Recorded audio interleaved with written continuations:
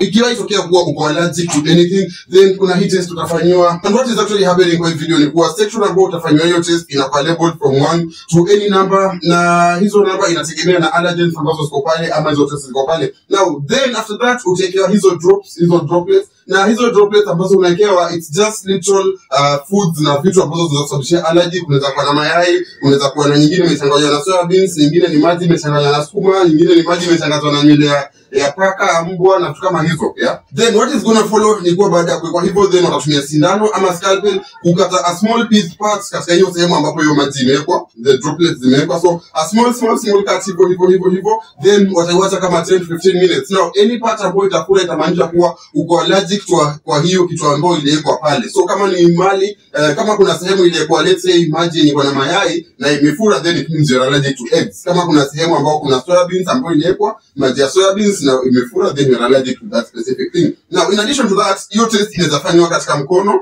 ama inaweza fanywa kwa mgongo kama vile mnaona hapa. And this is the final picture of someone who is allergic to several things, yeah? So inafura hivyo. Ikiwa umefaidika na anything kwa hii video, tafadhali bonyeza subscribe pale chini, like video hii ili iweze kufikia watu wengi.